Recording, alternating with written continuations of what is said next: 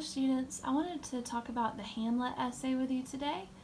So really this type of essay argues a point of view about the play Hamlet utilizing quotes or summaries from Hamlet as evidence. So you're really taking what you've learned from that Hamlet film and from the Hamlet play and writing an essay about it, giving me your interpretation of the work itself. There is a difference in how you do in-text citations for plays versus just a regular book. So I have an example here of how to quote from a play within an essay. I pulled this example from page 125 in your Seagull textbook. Macbeth continues the vision theme when he says, quote, "Thou hast no speculation in those eyes which thou dost glare with." Notice that there is a slash that divides up the lines, and this particular quote is from Act 3, Scene 3, lines 96 through 97. So that's how you'll quote when you quote from Hamlet. Remember, this play is in your Norton textbook. So for in-text citations for plays, you have the act, the scene, and the line numbers in Arabic numerals, which are just regular numbers separated by period. So that's how you do the in-text citation for plays. The rough draft is due Wednesday, April 7th by midnight, and you'll submit that in discussion so that we can do peer review with that. And it's going to count as the daily grade attendance assignment for that week. And your final draft is due Wednesday, April 14th by midnight, and you turn that into the week 13 content folder. It'll also count as your daily grade and attendance assignment for the week. Notice that the Hamlet essay is worth 20% of your final grade, so a pretty hefty amount of the percentage. And the essay should be at least 800 words in length. The formatting is the exact same as all the essays. 12-point Times New Roman font, double space with MLA heading and style. Just to remind you, there is an example in your Seagull textbook on page 161 for MLA heading and just MLA formatting in general. You will have to have a works cited page with Hamlet cited, and luckily, I've done that citation for you. The second page of this assignment has the citation created already to copy and paste into your essay. So notice I've got that at the very end of this assignment. At the very bottom, we've got the works cited example. So all you have to do is copy and paste that at the end, because that comes from your textbook.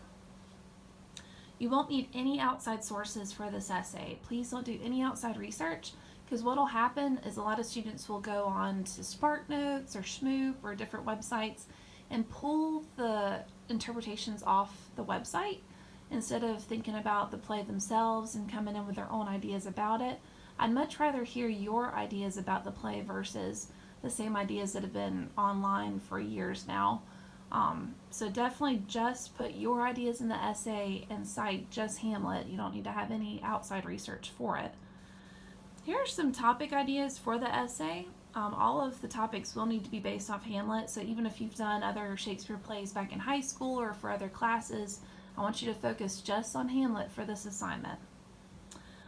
One of the topics is what symbols are there in Hamlet. There's a lot of symbolism within the play. The skull itself is obviously symbolic of death. Ophelia mentions flowers repeatedly, which can symbolize love. Also, flowers are strewn on graves, so that's a mixed signal and symbol for Ophelia's character. So there's just a lot of interesting symbols. The crown itself, poison. There's so many symbols within the play. So you could focus on 3 to organize your essay. That's how I would recommend structuring the essay for symbolism. Another good topic is what is the conflict in Hamlet? There's so many conflicts within the play between characters, within Hamlet himself. Even the conflict between Denmark and Norway. So, I mean, there's a lot of conflicts to explore within the play, so that's a really interesting topic to choose. You can choose a character in Hamlet and point out the character's motivation, what drives the character to action. So obviously a lot of students have focused on Hamlet's motivations, but there's also Ophelia, Laertes, the king himself, Claudius. So there's a lot of characters you can delve in to try to examine what motivated them to act the way they did within the play. There's several themes within Hamlet. Pick one theme and point out how that theme drives the plot of the play. One of the most common themes that students focus on for that topic is revenge. There's also love, because there's love, like romantic love, love within the family for parents and children, and so there's a lot of interesting themes to focus in on. Ophelia's character changes throughout the play. Describe how the Ophelia the audience meets at the beginning of the play is much different than the one in the play's conclusion. What changes her?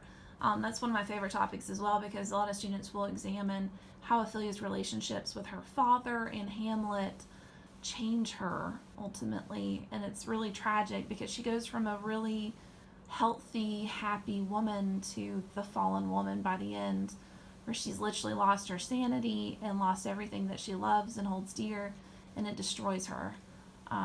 So much so that she commits suicide at the end. So she's one of those characters that if you wanted to spend the essay analyzing how she changed and what changed her, if she was a victim of circumstance or if it was based off her own decisions, and that's one of those things, it's really up to the reader's interpretation on Ophelia as a character. But that's one of the best topics I've gotten as well. There are characters that experience similar situations in Hamlet. Pick 3 characters and point out their similarities and differences. For this topic, I've gotten some interesting ones on Hamlet, Claudius, and Fortinbras, because they all ultimately want to be king of Denmark, but go about it in very different ways. So there's some interesting comparison and contrast for those 3 characters. Another cool take on it that I've gotten is the reaction to the death of a father, because Hamlet's father is killed before the play even begins, but then Laertes and Ophelia, Polonius is murdered by Hamlet, and so Laertes and Ophelia essentially react to their father's murder in a very different way than Hamlet did, but there are some similarities and some differences, so that's another interesting take from that topic that I've received in the past. So let's move on to the second page. I always have that final draft late submission rule, which is 10 points off every day late, but just make sure you don't turn it in late and you won't have to worry about any deductions. As usual, all your final drafts are going to be graded using the grading rubric that's on that Getting Started page, and will also be scanned with anti-plagiarism software. Just make sure you give your ideas about the play, and you won't have to worry about plagiarism being an issue. I've got a spot for you to do brainstorming and outlining if you so choose. Not required, but just if students want to do that, there's a good spot for it. And a reminder again, you can copy and paste that works cited citation on your second page of your essay. So, I know this is a lot of information to take in, but if you do have any questions, feel free to email me, call me, stop by my office if you're on campus. I'm always happy to help. And I hope you have a wonderful day. Thanks.